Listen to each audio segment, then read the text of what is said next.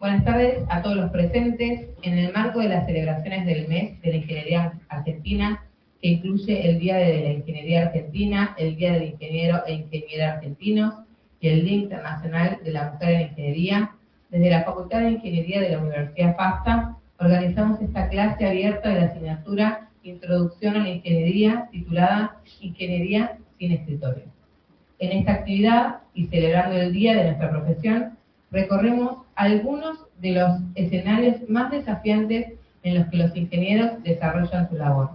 Visitaremos ambientes extremos que ponen a prueba el conocimiento, la creatividad y la capacidad de adaptación de quienes ejercen la ingeniería. Invito al decano de la Facultad de Ingeniería, especialista ingeniero Roberto Giordano Elena, para que nos presente al disertante e invitado, a quien le agradecemos desde ya su presencia en nuestra facultad. Roberto.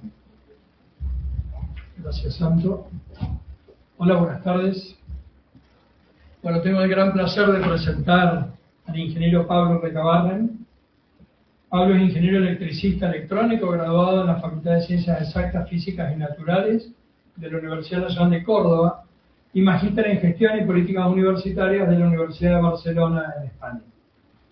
Fue director alterno del Instituto de Altos Estudios Espaciales Mario Gurich, de la Universidad Nacional de Córdoba y de la Comisión Nacional de Actividades Espaciales. Tiene una larguísima trayectoria como docente en grado y posgrado en la Facultad de Ciencias Exactas, Físicas y Naturales de la Universidad Nacional de Córdoba, donde se graduó, y entre 2016 y 2025 se desempeñó como decano. Además, es profesor emérito de la Universidad Nacional de Córdoba.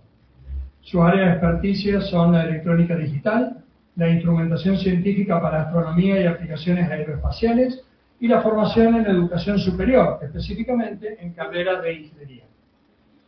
Participó de 8 campañas antárticas como jefe científico del Instituto Antártico Argentino y ha dirigido tareas tanto en la base antártica Belgrano 2 como en la Puna de Atacama. Tiene una gran producción en términos de publicaciones, artículos científicos, libros y conferencias, y ha dirigido numerosas tesis de grado y posgrado. Ha recibido también muchos premios y distinciones a nivel nacional e internacional. Fue miembro de la Asociación Argentina de Astronomía y presidente de la subsección Córdoba del Instituto de Ingenieros Eléctricos y Electrónicos, IEEE. Además fue secretario general, presidente saliente y presidente de distintas comisiones del Consejo Federal de Decanos y Decanas de Ingeniería, espacio donde tuve la oportunidad de conocerlo hace varios años. En lo personal, debo decir que Pablo me honra con su amistad. Es un gran ingeniero y una gran persona.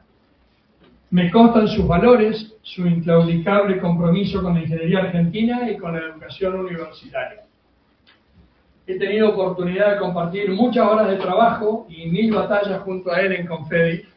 Trabajamos durante 2 años en la elaboración y aprobación unánime del libro rojo de Confedi, que hoy es un estándar nacional para todas las carreras de ingeniería en nuestro país y que supone un cambio paradigmático en formación en ingeniería, un cambio pionero en el sistema de educación superior en Argentina que hoy se traslada conceptualmente a todo el país en el marco del SACAO. Siempre un placer conversar con Pablo y una gran oportunidad para el aprendizaje. Así que muchas gracias, Pablo, por compartir esta charla con nuestros estudiantes y docentes en el mes de la Ingeniería Argentina. Estoy seguro que vamos a disfrutar de ella. Bienvenido una vez más a esta Facultad de Ingeniería de la Universidad FASTA. Esta es tu casa, estos son tus estudiantes y tus colegas docentes.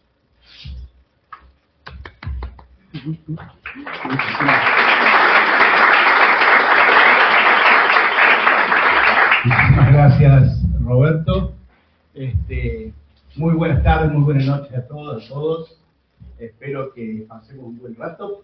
Yo voy a ir arrancando porque tengo muchas fotos y siempre, si por favor, Antonella, si ven que me quedo sin tiempo, avísenme.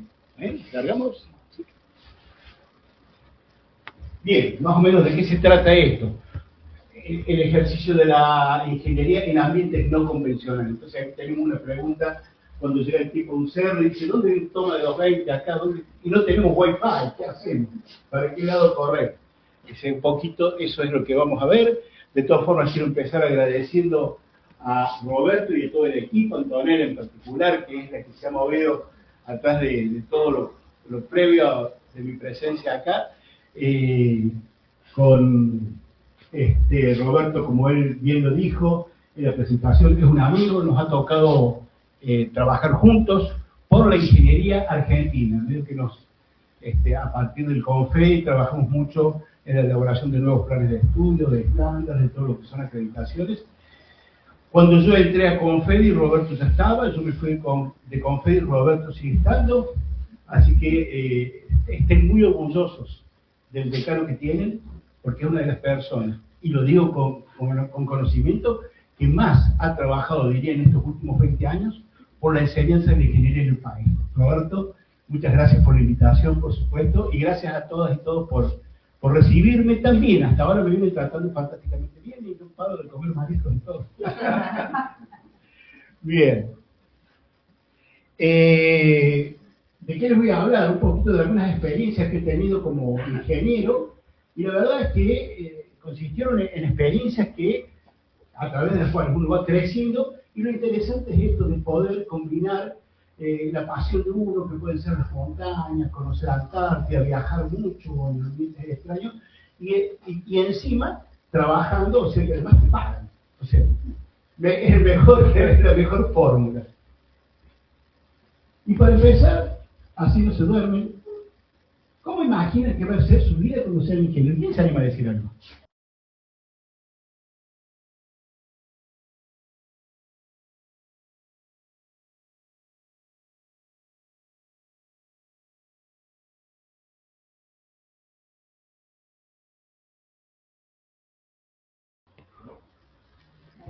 A ver, alguien que se anime. ¿Qué pensás hacer? ¿Cómo te ves? Parece una montaña muy alta y estamos en la base. Bien.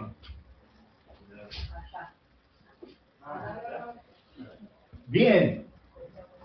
Mira qué bien que levanta la mano. Buenas. ¿Qué tal? ¿Todo bien? ¿Cómo te ves vos haciendo qué cosas tendrías que ser ingeniero? ¿O cómo te gustaría que sea tu carrera? Ok. ¿En una empresa o en...? O sea, ¿te referís a qué me gustaría hacer a mí Sí. cuando sea ingeniero? Sí, sí. Bueno, Tu sueño. perfecto. Yo estoy en la carrera de Ingeniería Informática. Bien. La verdad que me veo, al menos por un tiempo, trabajando en el extranjero. Yo tengo dos sueños particulares respecto a eso. Uno, me encanta el espacio. Uno de mis sueños es trabajar en la NASA, mandar cohetes al espacio. Bien. El segundo, también me encanta la física. El otro sueño es trabajar en el CERN.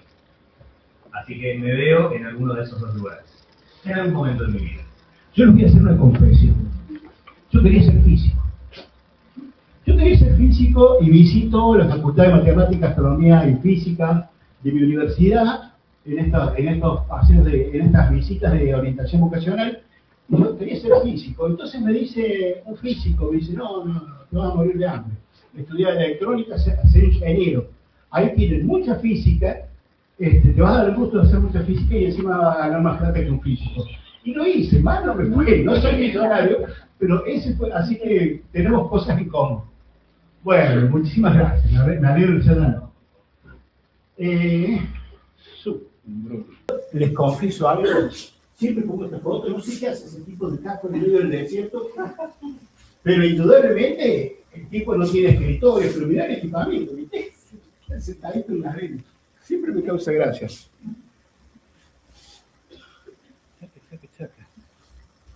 Bien, una plataforma petrolera en el medio del mar. Nosotros tenemos en la facultad un ingeniero que trabajó muchos años en la industria del petróleo y bueno, le toca o plataformas en el medio del mar, o en el medio de la selva, o en un desierto. Realmente son ambientes muy difíciles. ¿Dónde apunto? Ah, bien. Este es un ejemplo muy interesante. ¿Sabe qué es esto? La montaña más alta de la Tierra, que se llama el Monte Everest. ¿Sabe cómo se llama el Monte Everest en realidad? Se llama Chomolungma o Sagarmatha. En realidad George Everest era el encargado de asuntos regionales en India, en inglés.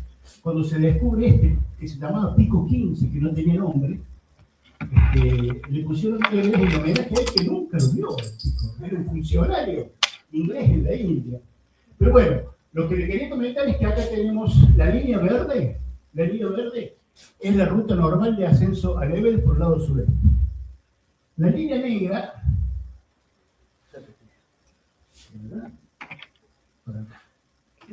ahí está. Este señor es Sir Chris Bonington, un gran alpinista inglés, que fue el primero que salió de las rutas normales del Everest e hizo la línea negra. Fíjense, una pared bien complicada. ¿Y qué hizo Chris Bonington? Chris Bonington simuló la ascensión al Everest en una computadora y encontró que en un determinado campamento se le producía un cuello de botella. En el terreno se verificó esto, ya tenía planeado el plan B, si se le producía el cuello de botella, y fue el primero que metió tecnología para subir montañas.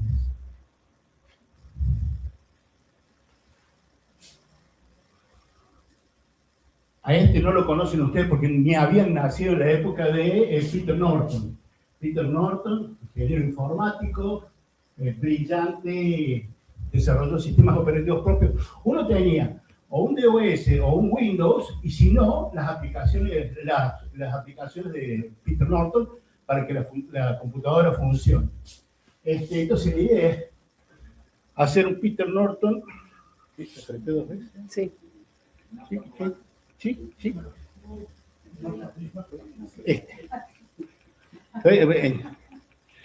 Yo les digo, en un día más aprendo.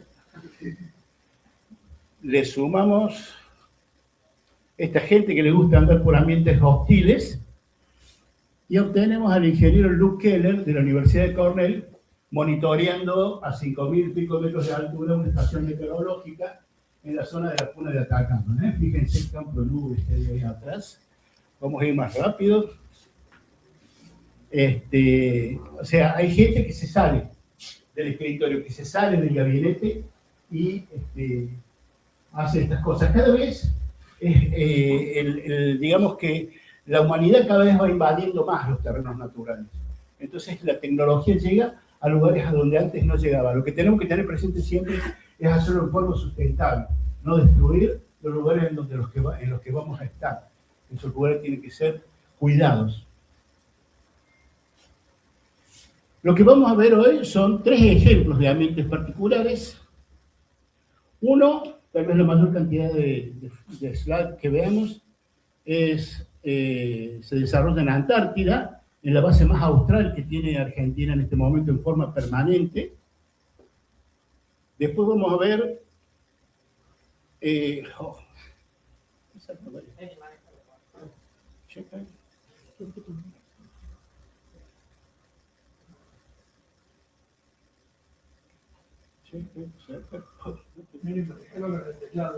Sí, vos sabés que sí.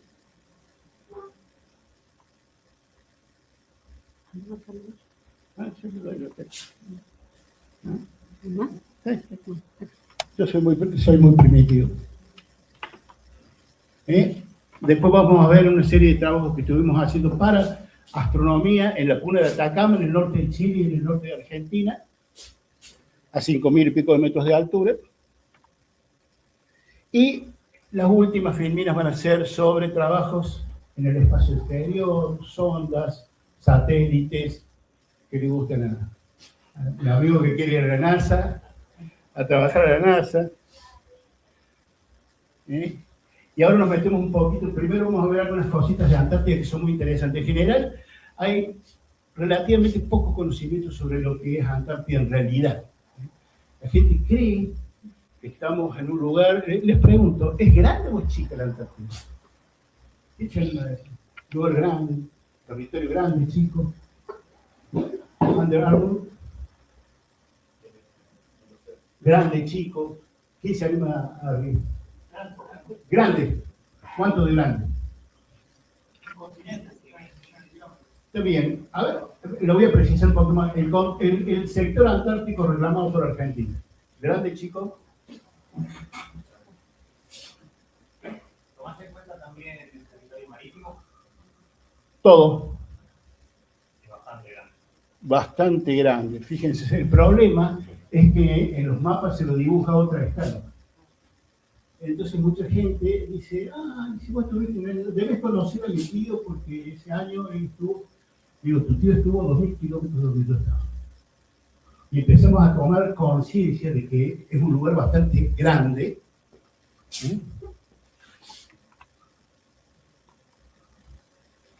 Acá tenemos Argentina, digamos la parte continental, y la Antártida dibujados a la misma escala. Entonces ya empezamos a ver que si nosotros consideramos, bueno, esto es lo que se conoce como arco antillano austral. Fíjense que la cordillera de los Andes continúa por debajo del mar, emerge en forma de islas, las Georgias, las Sandwich, las Shetland, y después viene la península antártica. La península antártica es la continuación de la cordillera de los Andes que emerge del mar. En realidad, fíjense, desde Ushuaia a La Quiaca, 3.700 kilómetros, el pasaje de Drake, mal llamado por muchos estrechos, de estrecho no tiene nada, son 1.100 kilómetros el pasaje de Drake, y desde Ushuaia al Polo Sur, 4.000 kilómetros. O sea que Ushuaia queda más o menos en la mitad de la República Argentina. Bien. Muchas de las filminas que vamos a ver se les van a desarrollar en esa base, que es la base Belgrano 2, 2.800 kilómetros al sur de Ushuaia. Ahí está, gracias. Y para que vean más o menos, está a unos 1.700 kilómetros de la base Marambio. Vamos a ver unas fotos de eso. O sea que el ambiente, el lugar es muy grande. Acá tenemos lo que es el límite, cuando hablamos de que estamos en la Antártida, desde el punto de vista administrativo, al sur del paralelo 60. Pasamos el paralelo 60, estamos en la Antártida. Del 60 al 90, tenemos 30 grados. También pueden hacer un cálculo somero por cada grado de latitud, multiplicamos por 111 kilómetros y tenemos la distancia sobre el meridiano. Y la línea, esta línea que está en negro, está en rojo, está en verde, es lo que se conoce como la convergencia antártica. Al sur de la convergencia estamos en aguas antárticas. La línea va cambiando con las temporadas, porque ahí cambia la temperatura del agua, cambia la salinidad, la fauna es diferente. Entonces realmente estamos físicamente en Antártida cuando cruzamos la línea de convergencia. Y esta línea varía a lo largo del año. Entonces ahí queda delimitada Antártida desde el punto de vista administrativo y desde el punto de vista físico. Fíjense un detalle. Lo que está marcado en el mapa en gris son las elevaciones. Son las elevaciones. Lo que está en blanco está, digamos, como a una altura relativamente baja. Y la línea que sigue a la península antártica es lo que se conoce como montañas o antartandes, Andes antárticos, ¿cierto? Y fíjense que la cordillera continúa entonces por la península y toda esa línea que está ahí marcada en gris.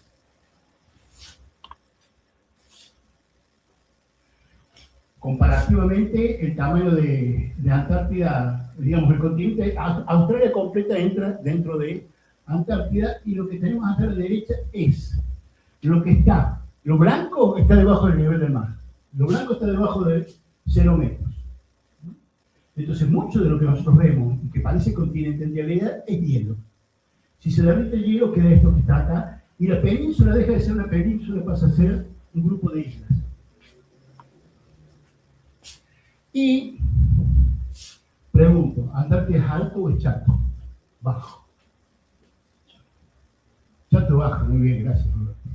¿Alguien más opina que es chato y bajo? El continente de mayor altura media del mundo. La altura media de Antártida es de 2.000 metros. Ni Asia, que tiene las grandes cadenas como la del Karakorum, el Everest, el Himalaya, tiene la altura media de Antártida. es una gran torta de hielo. ¿Y a qué altura está el Polo Sur? Está a la misma altura que San Antonio de los Cobres. 3.700 y pico de metros, un lugar alto. Y toda esta región de la línea que va hasta el corte ese que se hace de AB, fíjense, el hielo llega hasta 3.000 y pico, 4.000 metros de altura. Cuando uno de los grandes problemas que tenían los primeros exploradores para llegar al Polo Sur era frío, viento, logística casi nula y encima cuesta arriba. Eso era cuesta arriba y no más acá. Acá tenemos digamos, las alturas del continente, fíjense la parte más roja, son 3.000, 4.000 metros. Ahí donde está el polo, fíjense que es un lugar bastante alto. Y acá hemos hecho desaparecer el hielo y nos queda esta estructura. Es muy difícil. Los geólogos no se ponen muy de acuerdo con cómo serían las cosas si se derrite el hielo. Porque la masa de hielo es tan grande y representa tanto peso que la masa continental antártica está aplastada sobre el cielo. Entonces se entiende que si el hielo se derritiera, emergería. Entonces es muy difícil decir cómo serían verdaderamente las cosas si se derriten los hielos. Esto es importante. Acá tenemos los glaciares que bajan hacia el mar. Se forma esta calota de hielo. Fíjense que se forma como una especie de techo sobre el agua de hielo. Esto se quiebra y sale a navegar. Y se forman los icebergs. Por eso estos grandes icebergs que se desprenden del continente es agua dulce, es hielo dulce, producto de las nevadas en el continente. Otra cosa es el mar cuando se congela. Acá tenemos el camino que siguen los glaciares hacia el mar. Más o menos sigue la pendiente y los glaciares llegan al mar, flotan un poco sobre el agua, se quiebran y salen a navegar los grandes témpanos. Estamos hablando de témpanos de 200 kilómetros de largo, ¿no? A veces, acá tenemos el fenómeno, ya está muy quebrado, esto en algún momento se va a desprender y va a salir a navegar. Acá tenemos los grandes témpanos de agua dulce. Y acá tenemos una cosa interesante. Lo del fondo, lo que está del otro lado de la barrera de hielo es hielo continental, agua dulce. Y lo que tenemos en el primer plano es mar congelado. Es una capa de mar que se congela, que es lo que realmente puede romper un rompehielos. Al otro hielo, el rompehielos no le hace nada, se choca. Pero no más de 3, 4 metros de espesor. Eso es lo que un rompehielos puede más o menos romper. Este hielo, el hielo salado, el hielo de agua salada. Más o menos las temperaturas en verano y en invierno. Las temperaturas en verano y en invierno, fíjense que en invierno tenemos temperaturas, sobre todo en los grandes domos de altura, 70 grados bajo cero. La temperatura más baja del planeta se registró. Hay dos lugares donde se registró, están compitiendo, pero se aproximan los 90 grados bajo cero en una estación rusa que se llama Vostok. ¿Qué quiere decir? Oeste. Yo creo que quería decir sur. Un ruso me corrigió, no quiere decir oeste. Y en verano, las temperaturas que tenemos son, bueno, del orden de los 30 grados bajo cero como mínimo, ¿no?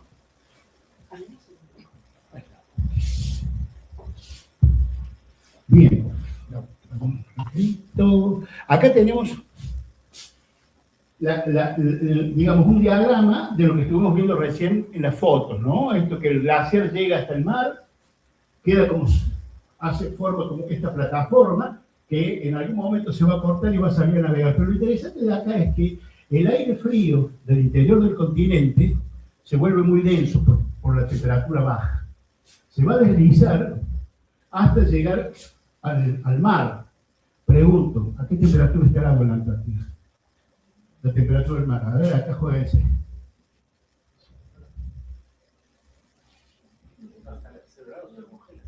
¿Frío? ¿O no? 1 o 2 grados, ya abogada. ¿Quién dice que está más frío que 1 o 2 grados? Claro. Le voy a acusar al profe de física. La temperatura mínima que puede estar es alrededor, como por la salinidad, menos 2 bajo cero, pero no puede más, porque si no, dejaría de ser líquido.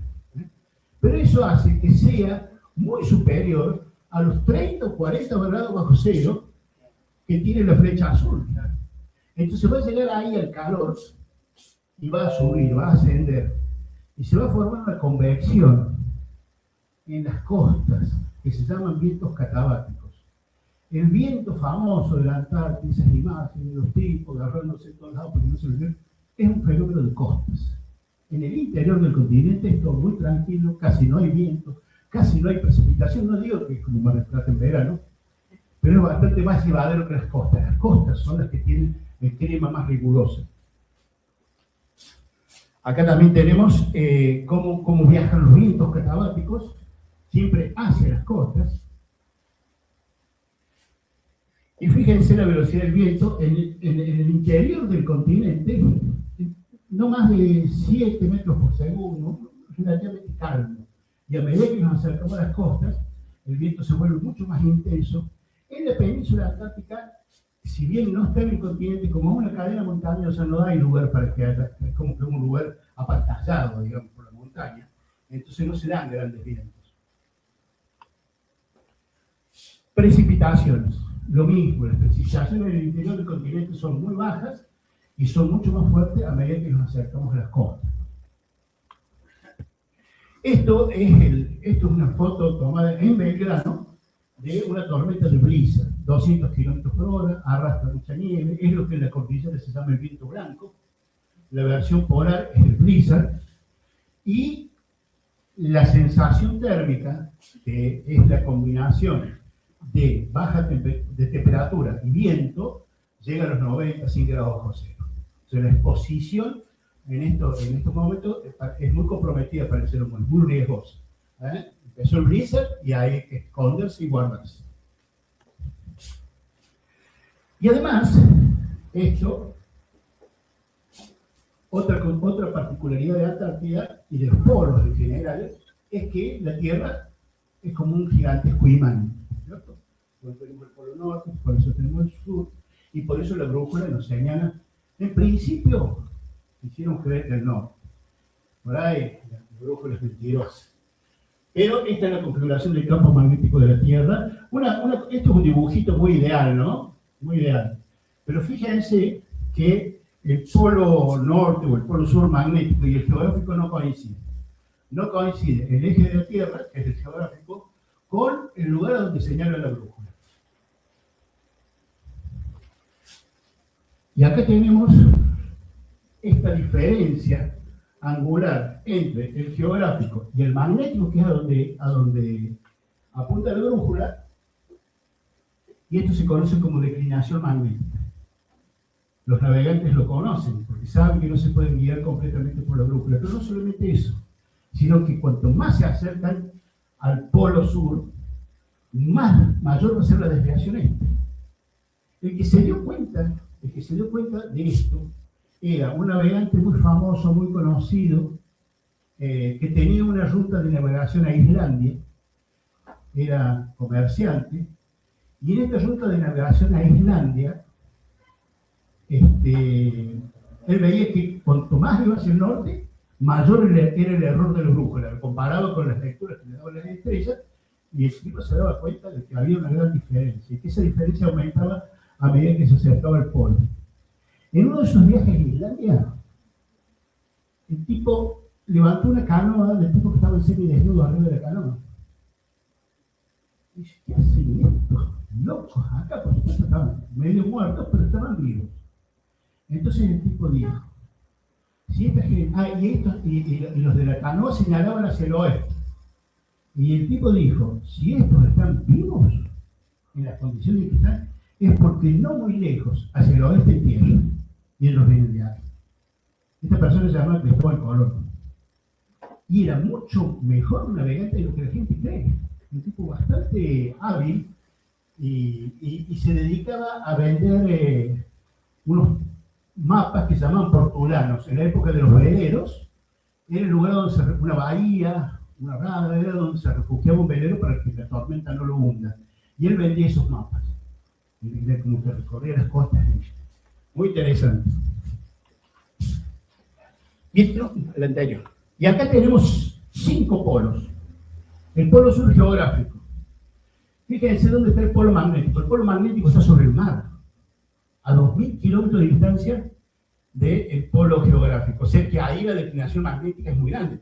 Y si yo me paro en la línea que une el polo geográfico con el polo magnético, la brújula me va a apuntar 180 grados para el otro lado. Y después tenemos el polo geomagnético, que es un polo teórico, donde debería estar el polo magnético si la Tierra fuese una esfera uniformemente magnetizada. El material ferromagnético en la Tierra no está uniformemente distribuido y por eso las diferencias. Tenemos el polo de frío, que es la estación rusa donde se mide la temperatura más baja, de casi 90 grados bajo cero, y temperatura, no sensación térmica, temperatura. Y lo que se conoce como polo de inaccesibilidad relativa, que es el lugar más difícil de llegar adelante, en el cual más hay que desplegar mayor esfuerzo para llegar. Y por supuesto, ¿quiénes están ahí? Los rusos. Bien. Acá tenemos otra particularidad. Fíjense, los 23 grados que está inclinado el eje de rotación de la Tierra hace que, esto hace que, cuando en un polo es completamente de noche, en el otro es completamente de día. La pregunta que cabe acá es, si el eje de rotación de la Tierra fuera perfectamente perpendicular al plano en el que se mueve de la eclíptica, ¿qué pasaría? ¿Qué pasaría con los días? No variaría la duración de la noche y del día con las distintas estaciones. Sería siempre igual. Muy aburrido. Bueno, no estaríamos en este momento. Ustedes piensen que en este momento en Antártida, el 21 de junio, todo el mundo celebra la noche de la confraternidad antártica, porque es la noche más larga. A partir de ahí los días empiezan a alargar, las noches empiezan. Entonces, es un motivo de celebración en las bases antárticas. Bien. Esto es más o menos, cuando se habla de la noche polar, no hay noche polar en las bases del norte, prácticamente no tiene ninguna noche realmente absoluta, pero más o menos para darles una idea, Amundsen Scott es una estación norteamericana que está en el Polo Sur. Yo siempre digo que el jefe de base de Amundsen Scott gira sobre su eje, y ahí sí hay una noche polar de varios meses, y después la noche polar se va cortando. Belgrano, que es la única base nuestra que tiene realmente una noche polar importante, tiene un poquito más marcada que Mawson. Mawson es una base neozelandesa. Fíjense, Vostok, que es de verde, es esta base tan difícil de los rusos. ¿Sí? Y un poquito de historia lo vamos a hacer rápido. La expedición de Amundsen fue el primero en llegar al polo, junto con otros 3 compañeros, con trineos de perros, en el año 1911, en el 12, en el 11, y un mes después, la anterior.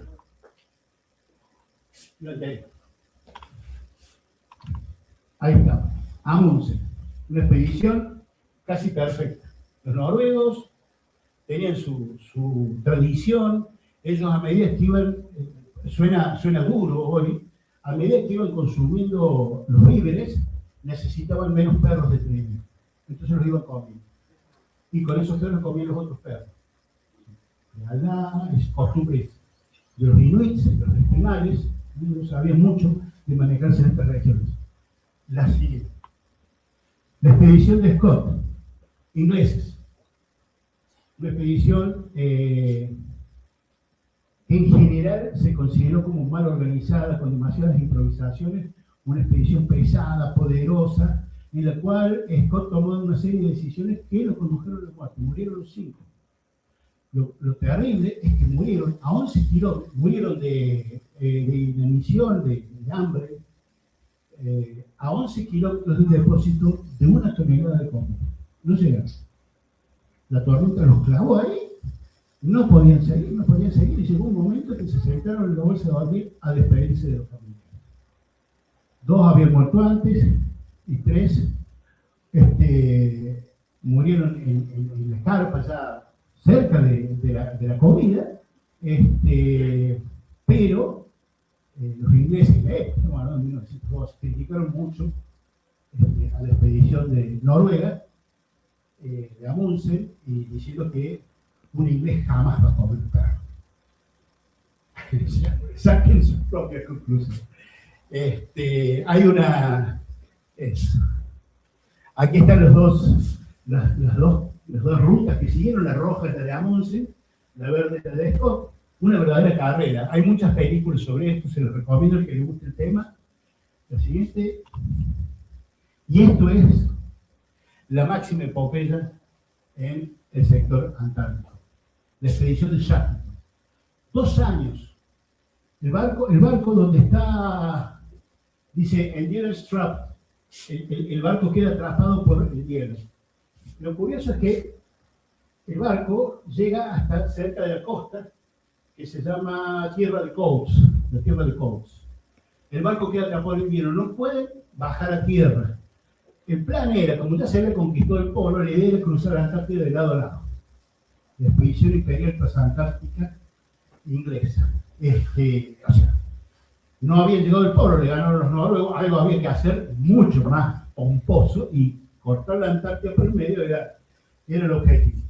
El barco quedó atrapado en el hielo. Acá tenemos una foto del barco durante la noche polar atrapado por el hielo, pero el hielo comprime el casco, lo rompe, el barco se hunde, y la gente queda viviendo en témpanos a la deriva, donde estuvieron prácticamente 2 años. Lo importante de la expedición de Shackleton, y es un ejemplo de liderazgo en todo el mundo, es que volvieron todos sanos y salvos.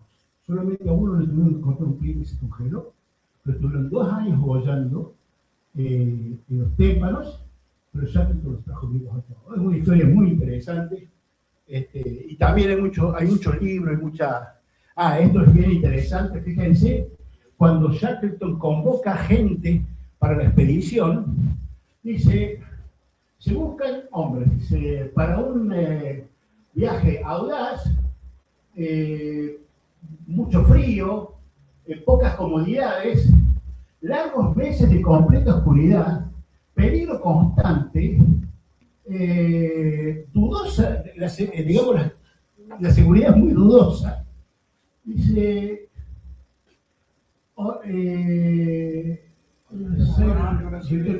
honor y reconocimiento en caso de éxito. Todo mal, pero si sale bien, es un golazo. Este es el aviso con el que Shackleton convocó a la gente de su expedición. Hoy la gente de recursos humanos no haría una cosa así. Bien, y esta es nuestra propia historia antártica. El alférez Sobral, acá hay una, yo les voy tirando así un poco el chuperío. El alférez Sobral, que se unió a la expedición de Nordenskiöld, una expedición sueca, que estuvo trabajando en el norte de la península. El barco también, el Antarctic, quedó atrapado por los hielos, el barco se terminó hundiendo y los miembros de la expedición quedaron desperdigados en 2 grupos viviendo en islas en el norte de la península. Y el alférez Sobral fue,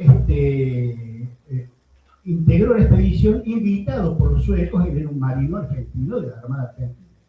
Así que convivió los 2 años que la expedición estuvo, digamos, cada vez que estas expediciones quedaban varadas, el mundo no sabía nada, no había radio, no había nada, o sea, se los daba por muertos o no. Y el alférez Sobral estuvo 2 años conviviendo con los suecos, y después fue el que en ese momento creo que era capitán, Julián Irizar, a bordo de la corriente Uruguay, que llegó a rescatarlo y los trajo de vuelta. Sobral, que era alférez en ese momento, lo invitaron a hacer un doctorado en Suecia. la Armada dijo, no, ya está, ya se acabó el Discovery Channel, vos te volvés a hacer guardia como cualquier alférez, no lo autorizaron, él pidió la baja y se fue a hacer su doctorado a Suecia. Entonces, yo no sé si todavía, pero en la época mía que andaba muy activo con las cuestiones antárticas, los militares lo llamaban Alfred Sobral y el personal científico le decían doctor José María Sobral, como reconociéndole esto de que la Armada no lo había autorizado y el tipo se doctoró. Yo había aprendido mucho con los suecos. Gracias. Las bases de distintos países que están en el continente antártico, y fíjense que allá arriba en la península hay una alta concentración de bases. Bueno, les pongo ahí en el polo sur la base Amundsen Scott de Estados Unidos. Y esto es una ampliación de todas las bases que están en el grupito de islas del norte. Gracias. La base Amundsen Scott del polo, esto está en el polo sur geográfico. Esto es, muchas veces surge en esta charla el problema de la soberanía. El Tratado Antártico es un instrumento jurídico que es el verdadero mecanismo de gobierno de la Antártida. Todos los países se sientan en una gran mesa, los países que tienen bases en la Antártida, que son los miembros consultivos del Tratado Antártico, se toman todas las decisiones. El Tratado Antártico tiene cosas muy interesantes. Primero, todas las decisiones del Tratado Antártico deben aprobarse por unanimidad. Con que un país diga no, eso no se hace. Estamos hablando de Guinea Ecuatorial, estamos hablando de todos los países. El hecho de que Antártida no tenga recursos, digamos, explotación rentable, hay recursos económicos, pero no son rentables por problemas de logística, hace que al no haber plata de por medio toda la maravillosa agricultura. Esa es la Tratado Antártico en el año 59 se firma. Nuestro país era uno de los países que no quería firmar el Tratado Antártico porque teníamos intereses soberanos, queríamos ejercer nuestra soberanía. En total, 7 países quedaron con soberanías congeladas. Se llegó a un acuerdo y dijo, bueno, está bien, firmen el Tratado Antártico y esto no implica que renuncien a la soberanía. Y pasaron a ser miembros reclamantes del Tratado Antártico. Nosotros somos miembros reclamantes del Tratado Antártico, pero con las soberanías congeladas, es decir, no las ejercemos.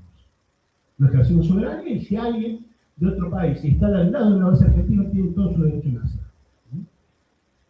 Se firmó primero por 30 años, después por otros 50 años, porque una cláusula muy sabia del Tratado Antártico es la renovación automática. Cada vez que se cumple el periodo, se renueva automáticamente, a menos que todos los países decidan que no. Con que uno diga, quiero que siga, sí. Muy interesante. Y acá están las bases argentinas, las rojas, son bases permanentes que funcionan todo el año. Vamos a ver cosas sobre Belgrano.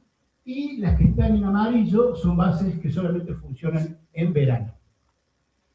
Nuestros rompehielos, rompiendo hielo marino, hielo de agua salada. Casi todo lo que se hace desde el rompehielo hacia las bases, utiliza helicópteros, puede utilizar botes, en caso de que la base tenga, digamos, esté en la costa, pero los helicópteros son insustituibles para la mayoría de las operaciones. A medida que el rompehielo va avanzando, los científicos van haciendo estudios del agua, tomando muestras, animales. Estos son focas cangrejeras, les llamaban focas cangrejeras porque comían, ellos creen que era como un cangrejo, en realidad un crustáceo que es el krill. Son focas que comen krill. Pingüino Adelia, hay muchas variedades de pingüinos. Esto ya es, bien al sur, pingüinos emperador. Pingüino emperador es un pingüino de 1,20 m, 1,30 m de altura. Hay que trabajarlo de usted. ¿Cómo le va a hacer? Grandote, hermoso. El predador, la orca. Una hembra de elefante marino. Una ballena mink. Base Orcadas. Base Orcadas está en un grupo de islas en las Orcadas del Sur. En el Mar del Norte, al norte de Escocia, están las Orcadas originales, en la zona del sur, y Argentina tiene una base administrada por la Armada en las Orcadas, Base Esperanza. En Base Esperanza todos los años van un grupo de familias, 4 o 5 familias, hay escuelas, es como un pueblito. Base Carlini, antes esta base se llamaba Giovanni, es una base netamente científica. Base Marambio, fíjense bien, sobre la derecha se ve Hércules, es una isla con forma de meseta, a donde ideal para pistas de aterrizaje, es una base administrada por Fuerza Aérea. También Base Marambio. Base San Martín es la primera base que hay al sur del Círculo Polar. Si bajamos bastante, y bien que somos el Círculo Polar, está la Base San Martín. Hasta los 90, la Base San Martín todavía tenía para movilizarse trineos con perros.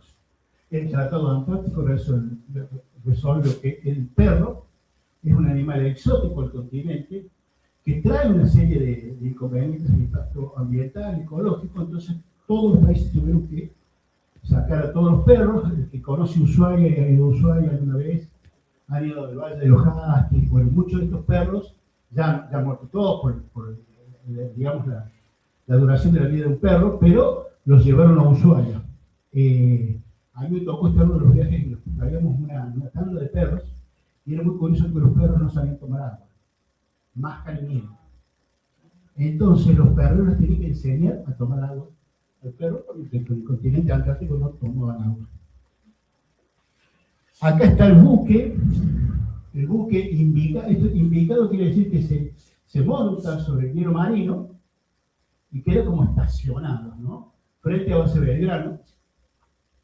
Base Belgrano es una base muy distinta a las otras, no está en la península, está donde empieza la meseta polar. Si desde Base Belgrano hacia el polo todo cuesta arriba, es una base muy aislada y solamente se puede llegar al rompehielo. Entonces la base tiene 4 o 5 días en los que se produce el relevo de la base, y después queda aislada el resto del año. Una vista complicada. Esta es una vista aérea de Base Belgrano. Esta es una foto muy espectacular de Base Belgrano, bien nevada. Y en realidad Base Belgrano fue construida sobre este promontorio de rocas, porque antes de existir la Base Belgrano 1 estaba construida debajo del hielo, lo cual era un desastre psicológicamente para la dotación. Tenían que vivir picando el hielo alrededor de las construcciones. Todo cambiaba de posición porque el hielo se va moviendo. Entonces, cuando se descubrieron este afloramiento de roca, no muy lejos de ahí, decidieron trasladar lo que era Belgrano 1 a Belgrano 2. Este accidente geográfico se conoce como Nunatak. Nunatak es esto, una islita de rocas en el medio de un glaciar, es un término inuit, estimal. Nosotros tenemos algunas palabras de las que se usan allá. En la Base Belgrano funciona un laboratorio, que es la construcción que está para allá donde se ve la antena parabólica, que es el lugar más austral. Este es el laboratorio Belgrano, ahí estuve trabajando un par de años. Y, a ver, estos son los programas de investigación. Y es el lugar más austral de la Tierra en donde trabaja un ingeniero argentino. Cuando digan dónde está el ingeniero más austral, en el laboratorio Belgrano. El laboratorio Belgrano es conocido como LABEL, la vista interior del LABEL, y ponemos y acá está la salita en donde están todos los racks con todo el instrumental. ¿Por qué van ahí ingenieros, sobre todo ingenieros electrónicos, ingenieros informáticos? Porque todo esto son sistemas digitales de adquisición de datos que deben funcionar permanentemente. Entonces, el principal trabajo que tienen los ingenieros acá es de mantenimiento, de hacer que los programas no se interrumpan y eventualmente hacer algunos desarrollos. A mí me tocó digitalizar un soldador ionofónico. En fin, siempre hay cosas para hacer y el año se pasa volando porque los ingenieros trabajan mucho ahí. ¿Y por qué instalar un laboratorio de física de alta atmósfera? Porque el LABEL es un laboratorio de física de alta atmósfera. Por lo siguiente, ahí tenemos el Sol permanentemente eyecta masas de plasma, material ionizado, que llegan a la Tierra. Esta es la configuración real del campo magnético de la Tierra. No es tan simétrica como lo vemos en los dibujitos, sino que está soplado en oposición al Sol como si fuera un cometa. Vieron que los cometas le ponen siempre es lo mismo. Y las masas de plasma llegan a la Tierra y no pueden atravesar el escudo magnético del campo magnético. Pero los polos se forman un embudo. Entonces todo este plasma del Sol precipita en los polos, choca con la atmósfera alta y se producen fenómenos como las auroras polares, como los problemas de ionósfera, y, en fin, es realmente un laboratorio de física de alta atmósfera. Todos estos fenómenos que se estudian ahí ocurren de los 100 kilómetros de altura hasta más arriba de los 1000 kilómetros de altura.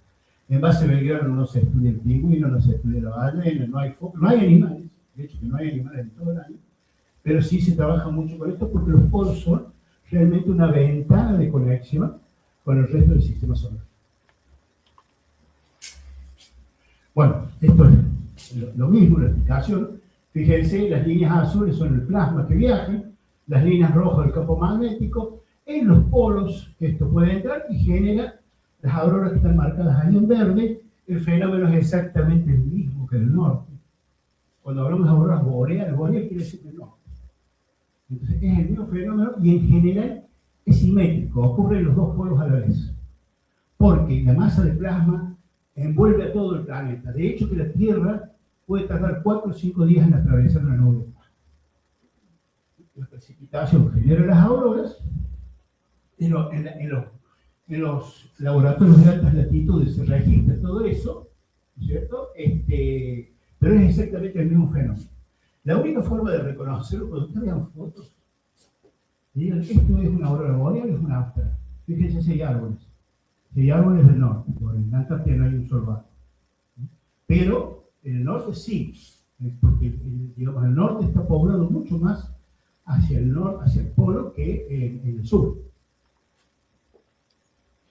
Bueno, acá hay una serie de fotos de aurora en base Belgrano. Realmente es muy espectacular, es muy espectacular. Acá tenemos, ¿no es cierto?, el fenómeno auroral. Esto constituye lo que se llama el óvalo auroral. Fíjense que en el polo sur no hay auroras, porque la aurora, la precipitación se produce por lo que serían las paredes del embudo. Es decir, donde en el límite de las líneas de campo magnético que quedan abiertas y las que quedan cerradas.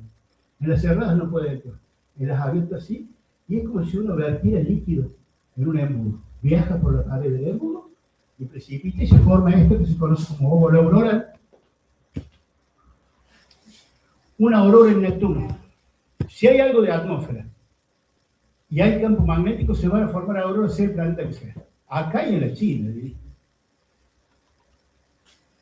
Y en los estudios de ionósfera son muy importantes porque durante muchos años, hoy todavía es eso, pero cada vez menos por el auge de las comunicaciones satelitales, utilizan la ionósfera como capa reflectora de las ondas de radio para ganar distancia. Esto es uno de los trabajos que se hace en Belgrano. En Belgrano tenemos esa torre que es un soldador ionósferico, es lo más parecido a un radar. Emite una señal de potencia dentro de la banda de las frecuencias que antes usaban los radioaficionados, entre 3 y 30 MHz, y se toma el tiempo que tarda en rebotar en la ionósfera, en las distintas capas de la ionósfera. En la ionósfera hay hasta 4 capas. Y la altura de la capa es muy importante para las comunicaciones a larga distancia, porque cuanto más alta está la capa, más lejos voy a llegar con un rebote para establecer un enlace.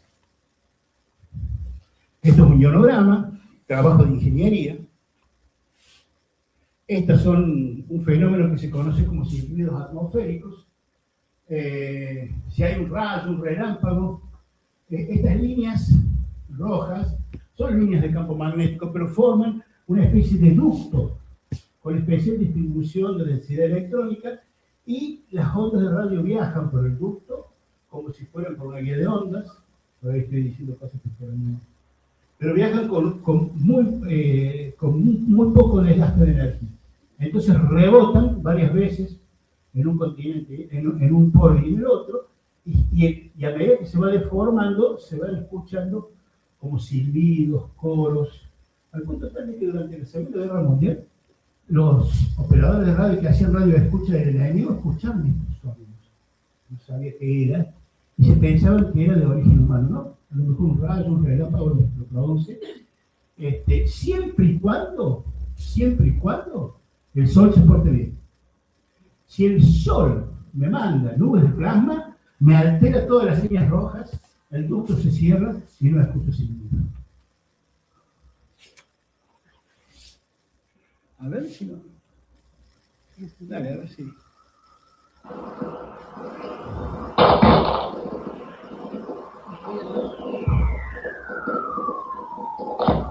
Esos son los silbidos.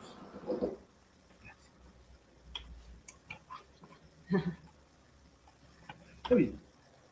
Bueno, yo trabajaba con los astrónomos muchos años, entonces decidimos investigar si se podía utilizar la Antártida como para hacer observaciones astronómicas aprovechando los largos periodos de oscuridad de la noche polar.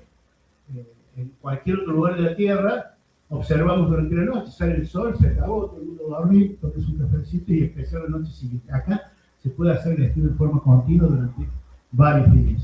El principal problema es la meteorología que nos vuelve, ¿no?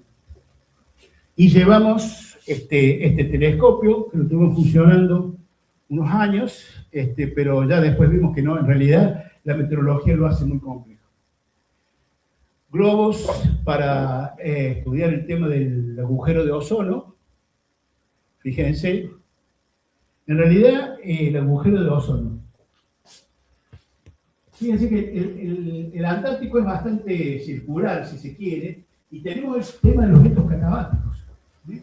Y se forma una corriente, un viento, que rodea todo el continente, que es el jet polar, y que aísla al continente de las cosas que pasan fuera de las costas. Se forma una verdadera barrera de viento.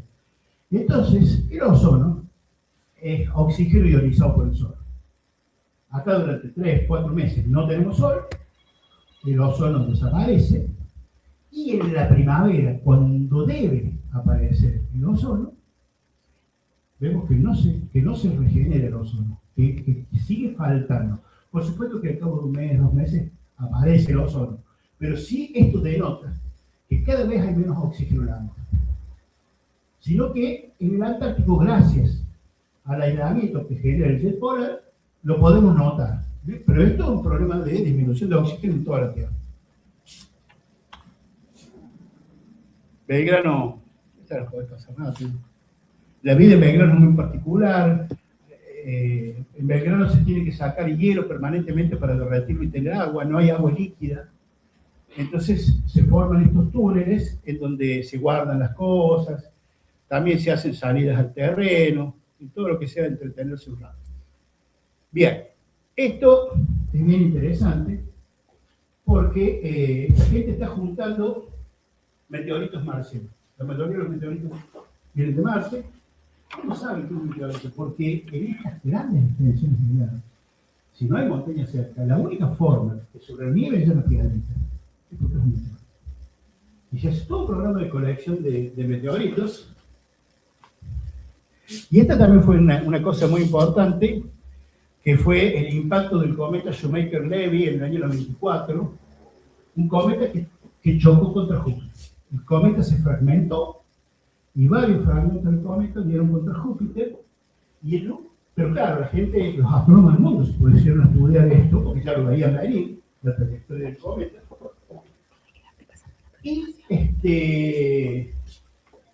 Y el único lugar donde se pudo ver todos los impactos, todos los fragmentos del cometa chocar contra Júpiter, fue desde el polo, porque nunca quedaba, el polo nunca quedaba detrás de la Tierra, por más que rotara la Tierra. Entonces ellos tuvieron, digamos, el privilegio de ver la secuencia completa de impactos sobre el cometa. Bueno, dejamos la Antártida, ya no falta tanto. No dije que falta poco, ya no falta tanto. Y nos movemos hasta la Puna de Atacama, en donde estábamos trabajando con el Observatorio Europeo Austral. Suena raro, Observatorio Europeo Austral. pero son muchos de los telescopios que están en Chile, que tienen su cielo maravilloso para la astronomía, son europeos, y estábamos buscando lugares para instalar el telescopio más grande del mundo. El Very Large Telescope, en la zona del norte de Chile, fíjense las nubes cómo están distribuidas. La cordillera de los Andes para nosotros es un serio problema para nuestra astronomía, porque del otro lado, digamos, los vientos vienen cargados de humedad del Pacífico, principalmente soplan del oeste. Sube la cordillera, se enfría y forman nubes. Entonces, uno ve la cordillera hacia allá despejado, hacia acá nubes. Es como que los astrónomos nuestros nacieron en el lugar equivocado. Pero esta zona de la Puna, tenemos todavía las ventajas parecidas a Chile, porque son salas, son grandes extensiones planas, en donde el viento se vuelve laminar, lo que es muy bueno para las imágenes, y donde las condiciones son muy parecidas a las del cielo chileno. Esto que vamos a ver ahora es la casa de los astrónomos que trabajan en el Cerro Paraná de Chile, en el Very Large Telescope. El Very Large Telescope en realidad son 4 telescopios que trabajan en forma combinada, equivalentes a un telescopio de 16 metros de diámetro, un reflector de 16 metros de diámetro. Y esto es lo que está debajo, en el lugar más seco del planeta. Un lujo europeo. Yo he estado trabajando ahí. Llego y me dice, ¿cuándo viaja a La Serena? Y tengo que viajar dentro de días. Bueno, dice, mándenos un mail. Yo estaba en una habitación arriba de él. Mándeme un mail. Le digo, no tengo computadora. No. Me prestaron la computadora para que cuando yo quisiera bajar, dejar un mail a los del piso de abajo. Todo bien europeo. Es muy impresionante. La verdad es que ahí están las cuatro cúpulas, que son 4 cúpulas de 4 telescopios de 8 metros de diámetro, equivalen a un único telescopio de 16 metros, pero además tienen 3 telescopitos que se mueven sobre rieles de 2 metros de diámetro, equivalente a nuestro telescopio más grande en San Juan. Y el lugar es tan impactante, que ahí se filmó una de las películas de 07 con Daniel Craig. Por supuesto que todos en Cerro Paraná trabajaron en la película como esta. Todo lo que es el merchandising de Cerro Paraná, ese durante un par de años era todo con la película. Ahí pasa. Este es un complejo, ALMA, es un complejo de telescopios infrarrojos de 64 antenas en un llano a 5.000 metros de altura en el norte de Chile. Ahí estamos con otro ingeniero también que estuvo en la Antártida trabajando. En esa época trabajábamos para la Universidad de Cornell. Era un trabajo bien Discovery Channel. Las condiciones eran bravitas. Esto pasa. Esto es un boceto de lo que iba a ser ese telescopio. Mucho trabajo de gabinete, mucho trabajo de anticiparse, mucho análisis de imágenes satelitales, mucho software para reducir las imágenes satelitales, mucha prospección de sitios hasta que localizamos este lugar en Salta, cerca del Salar de Arizaro. Instalamos los equipos de medición, mucha ingeniería, poco astrónomo acá. Y estos son 2 estudiantes míos de computación. Por supuesto, uno era un salvaje, el otro trabajaba bien. Pero la verdad es que los chicos se portaron maravillosamente bien. Y en la década de los 90, por allá por el 94, empezamos a trabajar en la construcción de un satélite cordobés. Satélite que lleva choripán, negocio, Fernet. Y se lanzó en el año 96 desde el cosmódromo de Baikonur en Rusia, y voló 2 años. Voló mucho más de lo que nosotros esperábamos. Pero no fue porque éramos buenos, era porque no sabíamos que a medida un satélite uno lo lanza y empieza a caer, el amigo de la NASA, ¿se puede llamar? Ahí está. Uno lanza el satélite y lo que hace el satélite es empezar a caer. Cae, pero cae fuera de la Tierra. Entonces, va dando vueltas, pero en cada pasada ha perdido unos cuantos metros. Cuando uno hace los cálculos, más o menos daba que a lo mejor en un año y medio tenía ya que entrar en la atmósfera y desintegrarse. Pero lo que no habíamos tenido en cuenta era que se produce un efecto de rebote cuando empieza a agarrar capas más densas de la atmósfera. Entonces voló bastante más de lo que nosotros esperábamos. Por eso siempre digo, no porque éramos buenos, sino porque no sabíamos qué iba a pasar. Bueno, ¿y cuál es el límite de la ingeniería? ¿Cuál es el límite de nuestra tecnología? ¿Cuál es el alcance? Las sondas Viajero. Viajero 1, Viajero 2 fueron lanzadas en el año 77. Fueron lanzadas en el año 77 y ya han traspuesto la heliopausa. La heliopausa es la frontera máxima del sistema solar. Desde la heliopausa uno mira hacia el Sol y ve una estrella. No puede tener paneles solares. No llega nada de la energía de esa luz. Y por primera vez la humanidad pudo poner estos objetos fuera del sistema solar. Y acá está el diagrama de la heliopausa. Viajero 1 y Viajero 2 fueron lanzados en diferentes direcciones. Y hoy en día, la señal viajando a la velocidad de la luz hacia la sonda Viajero 1 tarda aproximadamente 22 horas. Es decir, lo fascinante es que hace cosa de 10 años la reprogramaron desde Tierra. Pero desde Tierra hacían Enter y la nave se enteraba a las 20 horas. Y a otras 20 horas devolvía alguna señal. Lo que se hizo en esa oportunidad, que para mí lo más parecido, yo conozco un milagro, es que muchos instrumentos que estaban destinados a una cosa se usaron para otra. Se los probó mucho ya por el correr de los años, imagínense, esto tiene más de 40 años volando, se fueron saliendo de servicio. Estas sondas tienen baterías nucleares, que hoy están prohibidas, hoy no se usan, porque no podían utilizar paneles solares para la alimentación de los sistemas. Y una de las cosas que se hizo es, la próxima, es poner un disco dorado, un disco de plata recubierto en oro, con información de nosotros, de la Tierra, de la especie humana, de todo esto está diseñado de modo tal de que una inteligencia extraterrestre pueda tomar esto y, si son buenos, se van a dar cuenta de lo que nosotros quisimos poner ahí.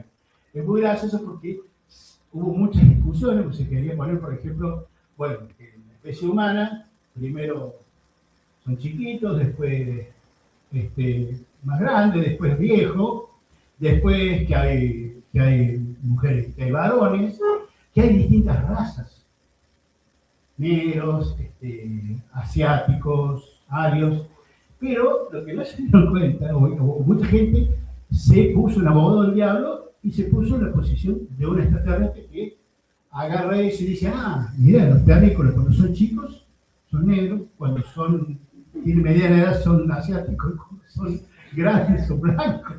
O sea, todas las posibles interpretaciones que puede hacer alguien que no sabe nada de nosotros. Muy gracioso. Uno de los que participó de la confección de este disco fue un astrónomo de la Universidad de Cornell. Yo tuve la suerte, el privilegio de estar 15 días en su oficina. Cuando trabajaba para Cornell, iba a dar mis informes allá. Este hombre murió de cáncer. Primero porque yo fuera comparable a él, pero nada. No, era la oficina estaba vacía, porque se había muerto. Pero era un gran divulgador de la ciencia. Carl Sagan, un gran divulgador de las ciencias, tenía un programa que se llama Cosmos. Hoy Cosmos lo está siguiendo, digamos, su sucesor se llama Nick Tyson, que sigue con esto, no solo de divulgar la astronomía, ciencia en general, Y yo, para terminar, les quiero compartir esto que escribió Carl Sagan. ¿Puedes ponerlo en el principio, no? ¿Audio tenemos? Bueno, tiene un audio muy lindo, pero por lo menos el mensaje. Bien.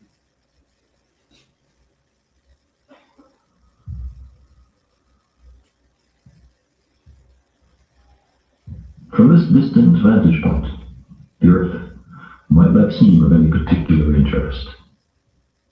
But for us, it's different. Consider again that dot. That's here. That's home. That's us. On it, everyone you love, everyone you know, everyone you ever heard of, every human being who ever was, lived out their lives. The aggregate of our joy and suffering, thousands of confident religions, ideologies, and economic doctrines, every hunter and forager, every hero and coward, every creator and destroyer of civilization, every king and peasant, every young couple in love, every mother and father, hopeful child, inventor and explorer, every teacher of morals, every corrupt politician, every superstar, every supreme leader, every saint and sinner in the history of our species lived there, on the mote of dust, suspended in a sunbeam. The Earth is a very small stage in a vast cosmic arena. Think of the rivers of blood spilled by all those generals and emperors, so that in glory and triumph they can become the momentary masters of a fraction of a dot. Think of the endless cruelties visited by the inhabitants of one corner of this pixel on the scarcely distinguishable inhabitants of some other corner. How frequent their misunderstandings, how eager they are to kill one another, how fervent their hatreds. Our posturings, our imagined self-importance, the delusion that we have some privileged position in the universe, are challenged by this point of pale light. Our planet is a lonely speck in the great enveloping cosmic dark. In our obscurity, in all this vastness, there is no hint that help will come from elsewhere to save us from ourselves. The Earth is the only world known so far to harbor life. There is nowhere else, at least in the near future, to which our species could migrate. Visit? Yes. Settle? Not yet. Like it or not, for the moment, the Earth is where we make our stand. It has been said that astronomy is a humbling and character-building experience. There is perhaps no better demonstration of the folly of human conceits than this distant image of our tiny world. To me, it underscores our responsibility to deal more kindly with one another and to preserve and cherish the pale blue dot, the only home we've ever known.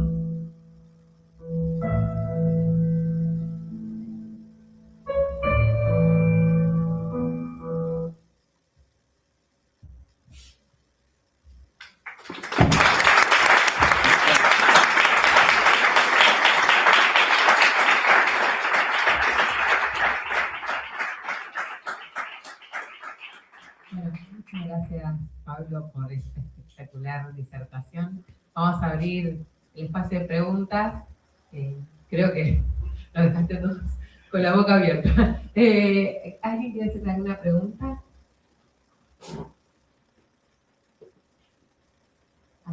Vamos primero por aquí. Bueno, hola, ¿qué tal? Soy Juliano, estoy estudiando acá en Ingeniería en Informática. Y te iba a consultar, vos cuando iniciaste a estudiar, ¿vos te imaginabas que ibas a ir a tantos lugares, ibas a hacer tantas cosas increíbles, visitar tantos sitios? A ver, en el caso mío, yo hacía esas cosas antes. Y de hecho, que alguna vez llegué a Ushuaia, al canal de Beagle, y me dije, bueno, Pablo, hasta acá llegaste. Yo era estudiante y que de acá para allá yo pensaba que solamente militares podían conocer la Antártida y terminó pasando. Yo creo lo que dice, ¿cómo se llama el brasileño Coelho? De que cuando uno quiere algo realmente, el universo se complota para que pase. Yo realmente lo quería. No sé si pero tenía sí idea como del amigo allá, de trabajar en ciencia, eso me atraía mucho. Y ya desde que era estudiante, mi pareja, que después fue mi esposa, ella era astrónoma. Entonces yo ya había empezado a trabajar porque en esa época, en los 80, había empezado a entrar la tecnología, las computadoras personales y todo, al mundo de la astronomía. Entonces el jefe que teníamos era muy ávido de esas cosas y era ingeniero en eléctrico. Así como se fue dando, ¿no? Se fue dando. De todas formas, yo ya te digo, no era al principio no era un convencido de que estaba en la carrera que me gustaba. Y con el correr de los años me fui enamorando. Qué buena elección. Qué buena elección. Yo quería ser físico. Y muchas de estas cosas no lo hubiera hecho si hubiese sido físico.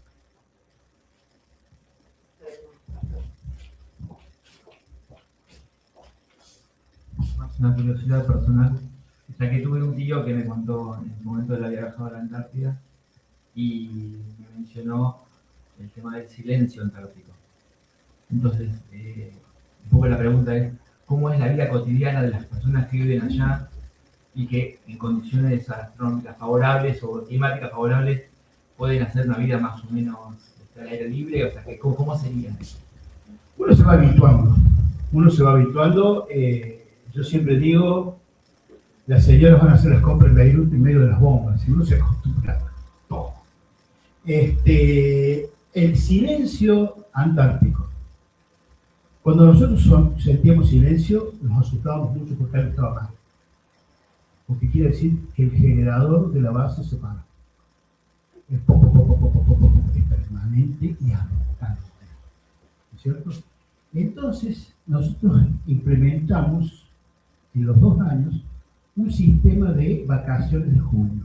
Suena loco, es bastante loco, pero la idea era, en grupos de 2 o de 3, irnos a algún lugar lejos de la base. Y realmente lo que notábamos, y a veces nos despertamos sobresaltados por no estar escuchando el motor del grupo generador. El grupo generador es lo que nos mantiene vivos en un lugar así. Y ahí viene la calefacción, de ahí vienen las comunicaciones, la electricidad, la luz. ¿Sí? Nuestra especie tiene esta cosita de que tenemos que llevar nuestro mundo a otros lados. Tal cual como está, no funciona. Pero en los lugares en los que vos estás, si no tenés los ruidos, eso sí, es maravilloso. Pero en general para nosotros, el silencio, decimos, che, ¿qué pasó? Es el motor.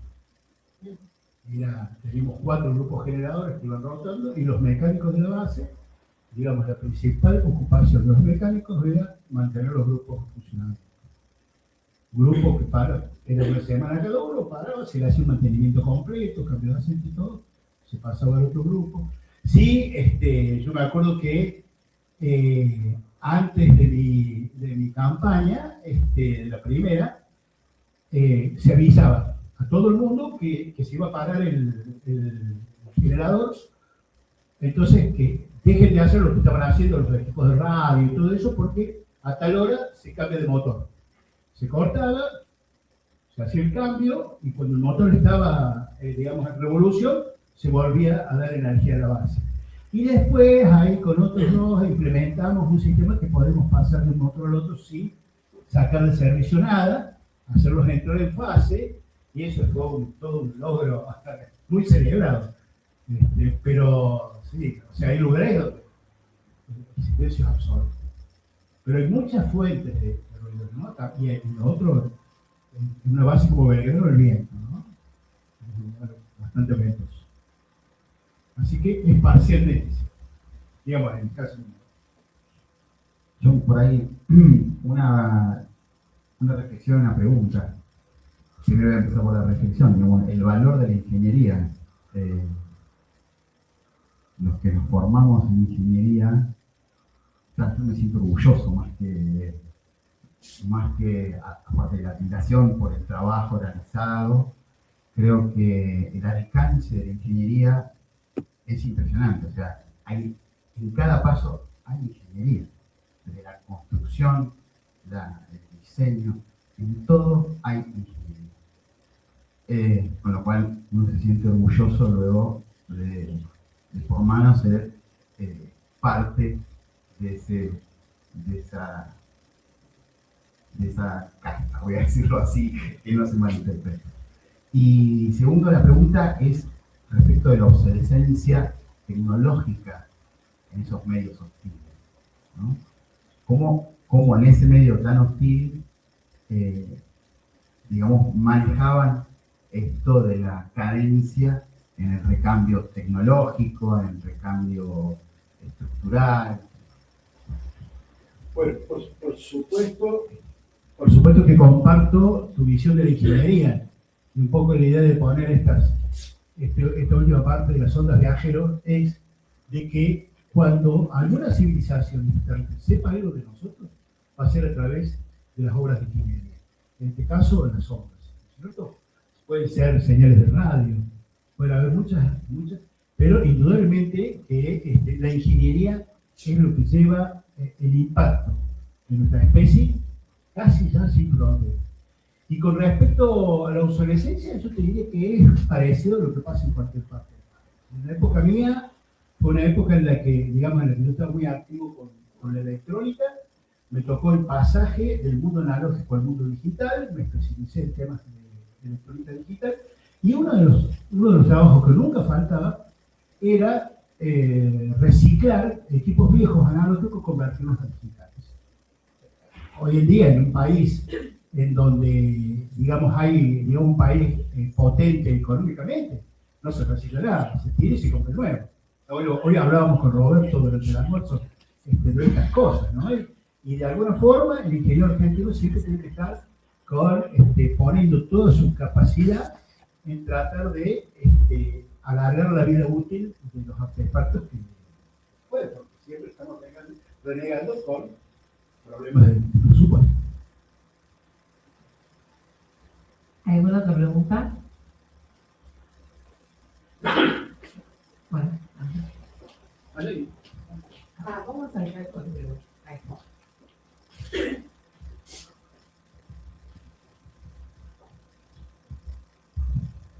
Sí, mi pregunta es relacionada a si nos puedes contar alguna experiencia, digamos, vimos los lugares donde trabajaste, que son lugares diversos, digamos, poco amigables. ¿Algún desafío técnico que hayas tenido que resolver? Que nos cuentes un poco en detalle, digamos, qué tuviste que hacer en concreto o tu aporte en esas circunstancias. Sí, varios, pero uno bien interesante. Nosotros tenemos el soldador ionosférico que emite hacia el cenit un barrido de ondas de radio de alta frecuencia y se capta el tiempo que tarda en envolver los rebotes. De esa forma vos estableces a qué altura están las diferentes capas. Las capas cambian en las distintas épocas del año, cambian según la hora del día, pero ese equipo te ponía en una pantalla, un tubito de rayos catódicos, lo que es el ionograma, ¿no? Lo dibuja, o sea, en realidad no era un dibujo, era un puntito que recorría la pantalla. Eso tenía adelante como una... exponía esa pantalla, la exponía a un film de celuloide, a una película de fotografía, que estaba expuesto durante todo el tiempo. Entonces en la película quedaba grabado el puntito que recorría la pantalla, y ahí tenemos el ionograma, pero para eso tenemos que esperar que termine el rollo, revelarlo, y después recién podemos ver el resultado. Y nos pasó más de una vez que había problemas en el equipo que nos enteraban a los 15 días, cuando cambiamos el rollo, que no habían dado. Entonces lo que nos propusimos en ese momento es digitalizarlo. Ya teníamos una XT en ese momento ahí, y lo que hicimos fue tomar las señales que excitaban el tubo de rayos catódicos y meterlos en una computadora y después graficarlos. Y lo interesante es que teníamos los ideogramas en el acto, y si había alguna característica lo podemos resolver. Eso fue un trabajo bien interesante, sobre todo que allá vos te la tenés que arreglar con lo que tenés. No es que, che, anda a comprar componentes al centro. Eso es lo que hay, que no hay más. Pero eso es un trabajito muy, muy lindo. Y el otro trabajito que le conté hoy a Roberto, que fue muy entretenido, fue el rompehielos. El rompehielos lleva una computadora. El rompehielos fue construido en Finlandia, astillero Wärtsilä, y lleva una computadora que va llevando el control del ciclo de la combustión de los motores, porque tiene que estar muy a punto para no consumir miles de litros de combustible de más. Eso es un control muy detallado. La computadora finlandesa se había roto. El rompehielos no podía ir a Finlandia porque se estaban adeudando cuotas, no se había pagado el todo. La cuento que bueno. Entonces, en una de las navegaciones, yo tengo 10 navegaciones en el rompehielos, y en una de esas, un par de oficiales de máquinas del rompehielos habían comprado una placa digitalizadora para PC. Y ellos querían hacer, digitalizar lo que, digamos, emular en una PC lo que hacía la computadora finlandesa. Y bueno, trabajamos ese verano, tuvimos la suerte, entre comillas, de que el barco no podía avanzar mucho porque se iba quedando varado en el hielo. Entonces fue una campaña de verano que duró mucho y pudimos desarrollar, así que pudimos, digamos, solucionar este problema que tenía la gente de hacer demanda. Y nos hicieron un asado, realmente fue divertido. Bien, muchas gracias. En lo particular, yo hice mi tesis, mi trabajo final de graduación sobre un simulador de comunicaciones marítimas del Sistema Mundial de Socorro y Seguridad Marítima, y ahí teníamos que simular el comportamiento de las ondas de radio y la propagación ionosférica. Lo de Carlos me estuvo contando hoy en el almuerzo el trabajo de usted. La verdad, y está muy orgulloso. Así que felicitaciones, ¿no? Por favor, felicitaciones. Gracias. Te habla tu amigo el que quiere mandar cohetes al espacio. Sí. Yo justamente te quería preguntar por eso, porque todo lo que nos estuviste contando, hiciste cosas impresionantes, viajaste a lugares maravillosos. Y yo tengo la duda un poco más puntualmente, ¿cómo hiciste? O sea, ¿con quién hablaste? ¿A qué lugares fuiste para que te surgieran estas oportunidades? Mira, fue bastante loco. Mi padre, por cuestiones de trabajo, estaba en Buenos Aires. Yo ya me había recibido. Y en la calle de un diario que el Instituto Antártico convocaba esto fue en el año 84, convocaba a ingenieros para mandar a la Antártida. Mis padres me llamaban por teléfono, estaban todos, me dicen, mirá, están buscando ingenieros para ir a la Antártida. Y yo digo, pero debe ser para comunicaciones. Yo no digo, debe ser para comunicaciones. Yo pensaba que la principal electrónica que había en las bases antárticas era esto de temas de comunicación. Y en un momento él se llegó, así que le digo, gracias, te agradezco, pero... Y él se llegó al Instituto Antártico. Y habló con la gente que estaba haciendo la convocatoria y les preguntó, ¿para qué lo necesitan? Dice, no, porque acá tenemos un laboratorio con muchos equipos de electrónica digital y mandaban todos los años un ingeniero y dos técnicos para, digamos, garantizar el funcionamiento del laboratorio del programa. Entonces ahí ya me envalentoné, dije, me fui a Buenos Aires, me hicieron la entrevista y ahí terminé ese mundo. Les gustó mi trabajo, así que ya de ahí en más, cada vez que yo quería ir, podía. Porque se valora mucho allá la gente que ya tiene una experiencia previa. O sea, les da tienen varias certezas y garantías que tienen que ver no solamente con la capacidad técnica, sino también con la estabilidad emocional. Hemos tenido el base Brown, han habido situaciones, la base Brown se puso en actividad después de varios años porque un jefe de base le prendió fuego. Y a último momento se arrepintió y desplazó a la gente.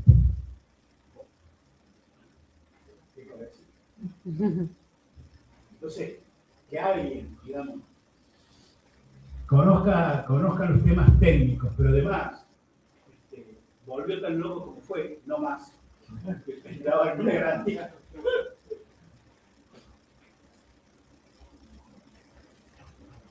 Muchas gracias. No, por favor.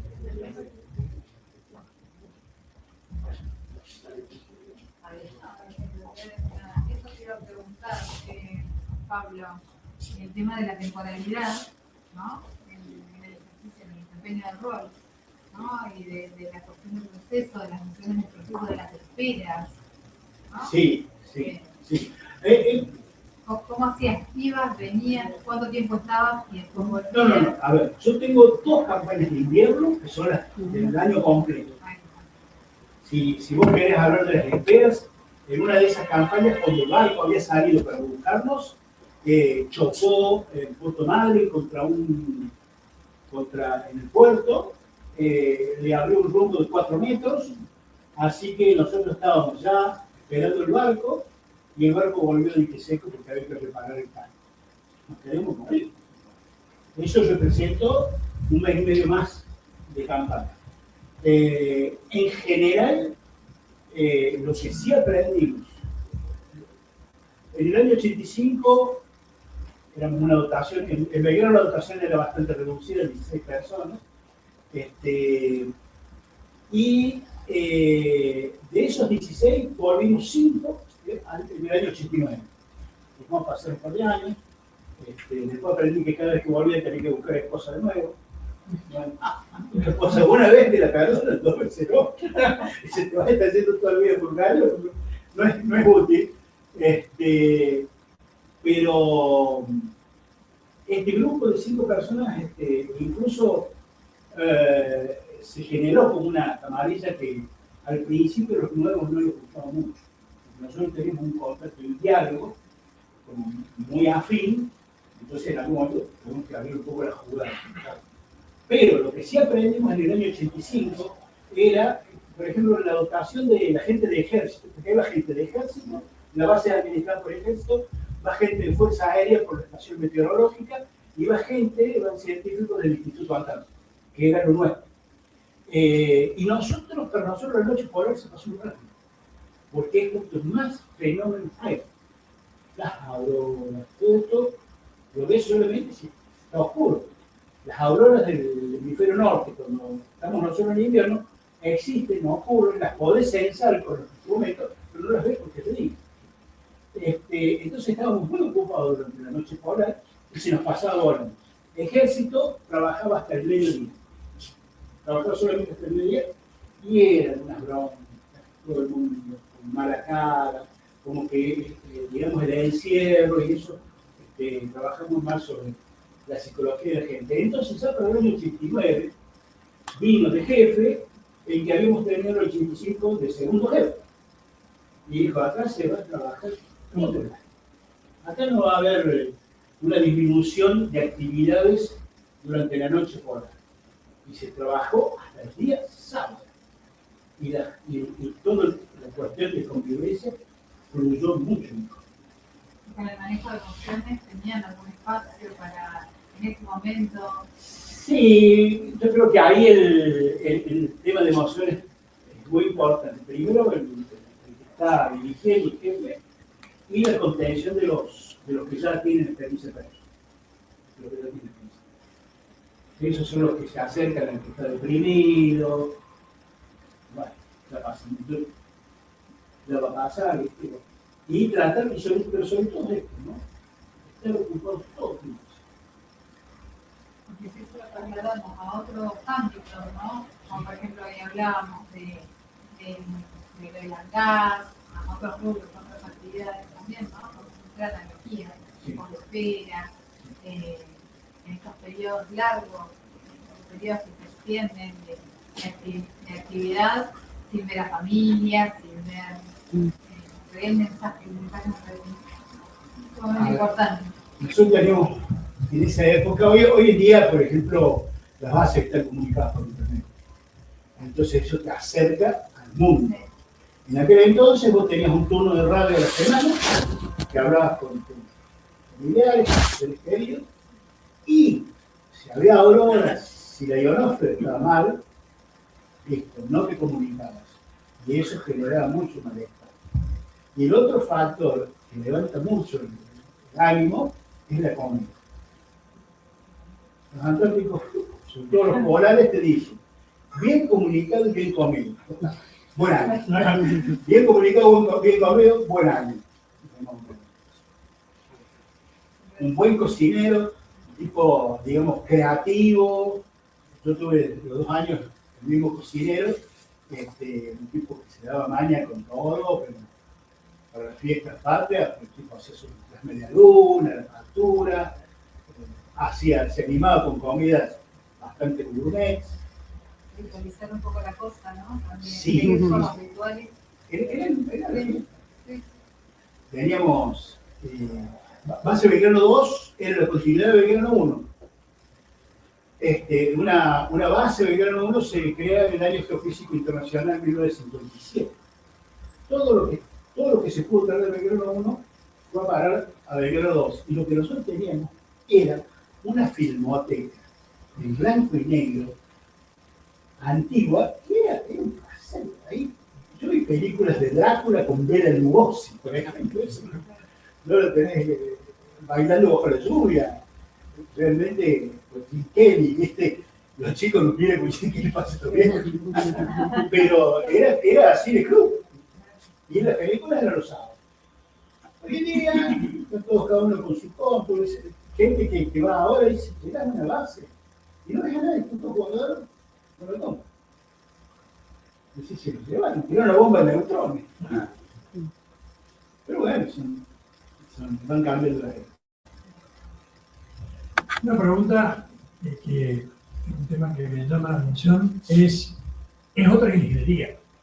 Una ingeniería que las cosas no funcionan igual con oxígeno y sin oxígeno a tal altura que a tal otra altura, o a nivel del mar, a 90 grados bajo cero que a 30 grados acá en el territorio. ¿Cuánto afecta o cuánto desafía a la ingeniería esas condiciones que muchas veces no se pueden ni testear acá, ¿no? Exactamente, hay muchos factores. Un factor que nos producía a nosotros una alta tasa de fallas era la estatus. Las construcciones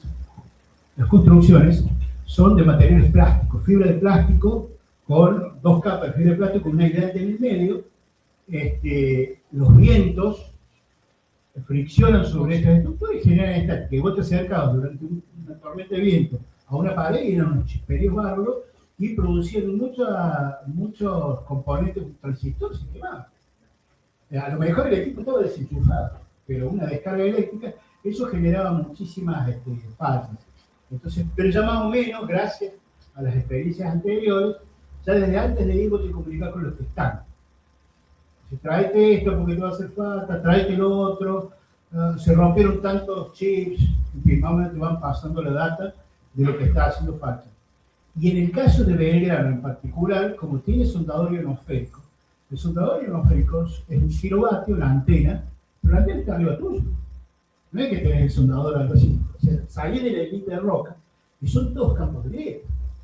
Entonces, el soldador ionosférico te metía a todo un ruido, y por supuesto el resto de la ocasión te odiaba, porque vos estabas hablando por radio con tu familia, y cada 15 minutos venía el bombazo del soldador ionosférico, que el barrido duraba 15, 20 segundos, y bueno, tenía que dejar de hablar hasta que pase.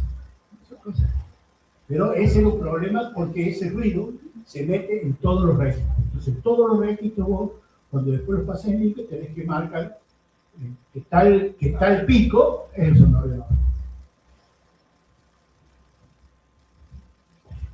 Y lo otro, que también viene de la mano del tema de la estática, es que no tenés buenas masas. no podés descargar la tierra, porque tenés o roca o hielo. Entonces no hay blindaje que funcione. Pues se probó de todo, alquimia, la sal con el carbón, el castón, todo. No hay con qué dar. Bueno, ahora sí vamos a dar por concluida este espacio tan espectacular. La verdad, Pablo, te agradecemos un montón por tu disertación, por todo lo que nos explicaste, por tus palabras, por la inspiración. La verdad que ha sido una disertación alucinante. Y a modo de agradecimiento te queremos extender este presente por, por esta participación, por venirte a Mar del Plata, por contarnos todo esto.